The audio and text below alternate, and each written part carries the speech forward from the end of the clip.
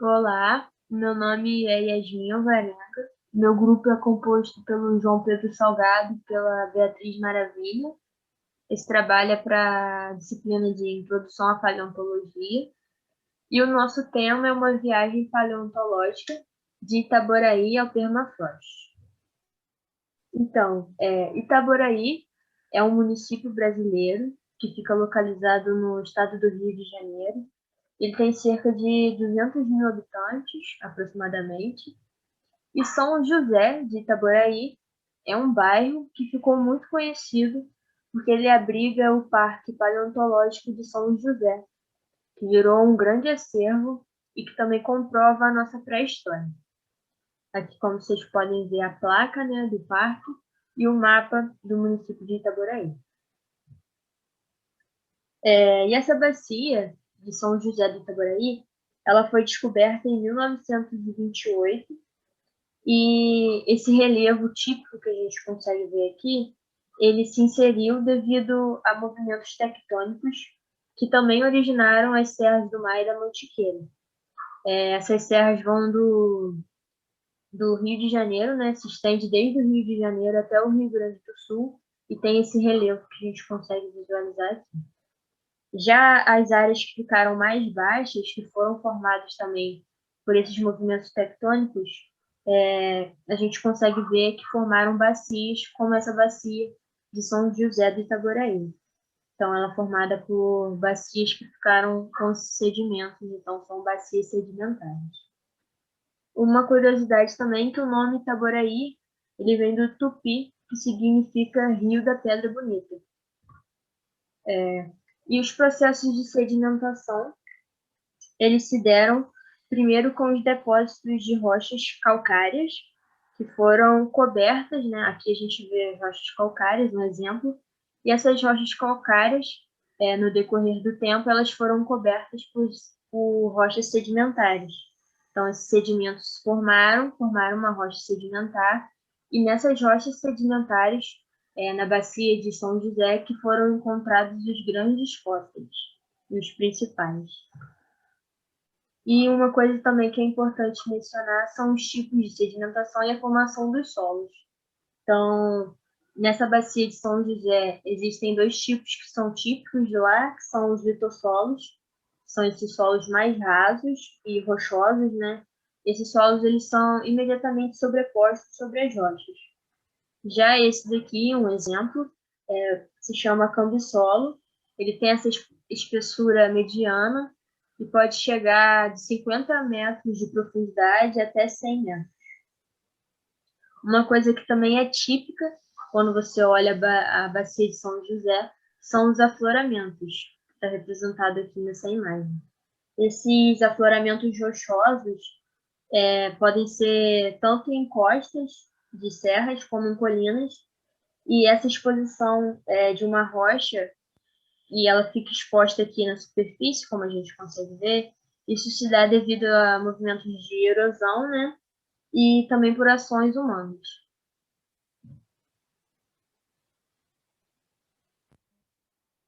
A bacia de Itaboraí, ela está, ela está dentro da era que a gente chama Cenozoica, que se iniciou com o meteoro, aquele famoso meteoro que causou a extinção dos grandes dinossauros, e representa até os dias atuais. A gente consegue ver aqui na tabela que ela se inicia há cerca de 66, 65 milhões de anos e está até presente hoje no Quaternário, no Holoceno. E a gente tem fósseis desde 60, 50 milhões de anos, até fósseis mais recentes, como até estruturas de pedras feitas por civilizações humanas antigas. Então a gente consegue ver que engloba uma boa parte do tempo geológico essa bacia. E aqui na direita a gente consegue ver um pouco das rochas que fazem parte da bacia, como em rosa aqui, essas rochas de embasamento, como um dique que corta a bacia ao meio, e uma falha que também faz parte da bacia, que foi causada por conta de movimentos tectônicos. Aqui, Bom, aqui dois exemplos do tempo que essa bacia engloba, né, dos fósseis, como, por exemplo, uma preguiça gigante, um animal que foi extinto há cerca de 10 mil anos atrás, que também que está presente na bacia os seus fósseis, dizendo que ela viveu nessa região, e também um mamífero extinto de 55 milhões de anos, do início da grande diversificação dos mamíferos na Terra, mostrando também que essa bacia engloba uma grande parte de tempo, toda essa era cenozoica. Bom, eu vou falar agora um pouquinho sobre o permafrost. O permafrost é definido como solo, rocha, gelo ou material orgânico, né, que está presente em ambientes abaixo de igual ou abaixo de 0 graus por pelo menos 2 anos consecutivos. Essa região de permafrost ela é encontrada tanto na região do Polo Sul quanto do Polo Norte e é típico de altas latitudes. Um exemplo no hemisfério sul é onde ocorre nas montanhas das Cordilheiras dos Andes e no hemisfério norte o permafrost é encontrado na ilha da Groenlândia. Misturas ao permafrost, existem faixas de solo que permanecem descongeladas durante todo o ano, é chamado de talhik. E isso se dá pelo resultado da pressão local, pela alta salinidade ou também pelo fluxo de águas subterrâneas. Isso significa que o permafrost ele pode ser contínuo, cobrindo várias regiões, mas também eles podem ser descontínuos ou até mesmo desigual na questão das montanhas. A profundidade do permafrost ela é bastante variável, dependendo do ambiente, podendo chegar a centenas de metros para dentro do solo, ou até mesmo apenas até 3 metros de profundidade. No hemisfério norte, os solos de permafrost eles contêm uma grande quantidade de matéria orgânica congelada.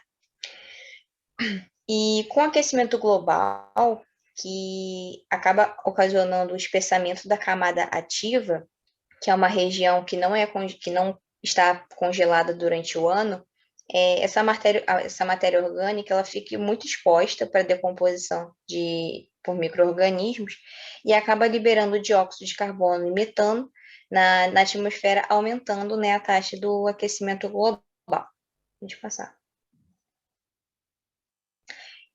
A ocorrência e as propriedades do solo permafrost, eles estão condicionados a vários fatores, como a variação climática, o tipo do relevo, a vegetação e até mesmo a origem e a natureza das rochas que estão presentes. Sendo assim, né, eles apresentam formas diferentes e também são classificados de acordo com a quantidade de camada de gelo. Primeiramente, a gente tem o permafrost isolado, onde nesse tipo a quantidade de terra e rocha é maior do que a quantidade de gelo, que aparece de maneira isolada ou em pequenos espaços. Tem também o permafrost contínuo, que a quantidade de gelo é muito maior do que a quantidade de terra e rochas, formando então uma camada contínua de gelo. Tem o permafrost descontínuo, que é quando a quantidade de gelo é proporcional à de terra e rochas, sofrendo alguns rompimentos da camada, acarretando a formação de blocos de gelos não contínuos, né, separados. E, por fim, tem o permafrost esporádico, que tem uma quantidade de gelo um pouco menor que a de terra e rocha, formando, então, pequenas placas desconexas. Próximo.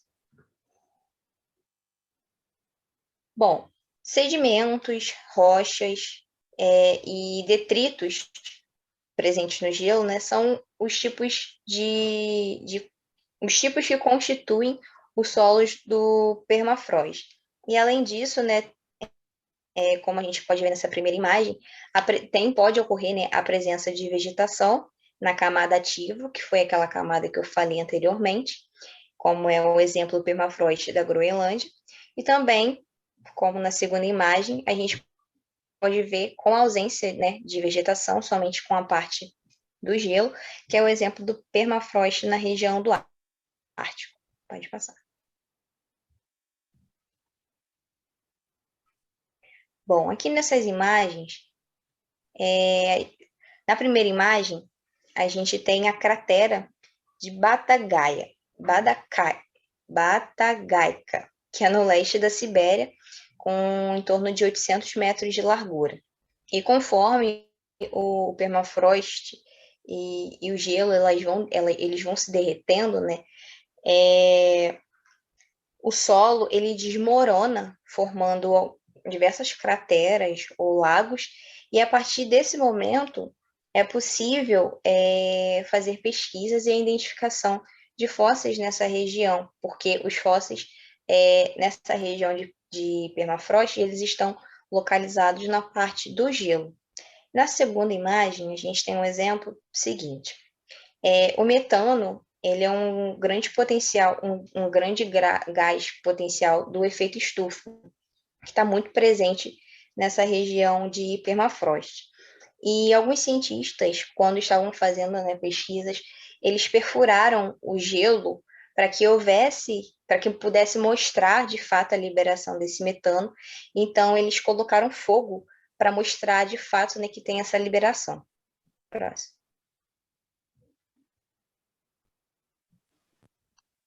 E no permafrost temos alguns fósseis incríveis que com um grau de preservação fantástico, como esse pequeno mamute, que é um animal extinto há cerca de 10 mil anos, e como, por exemplo, também esse lobo-cachorro aqui, que os cientistas ainda não sabem se é um lobo ou é um cachorro, mostra que talvez era um animal que estava naquela transição ali do início da domesticação desses animais, de cerca de 18 mil anos.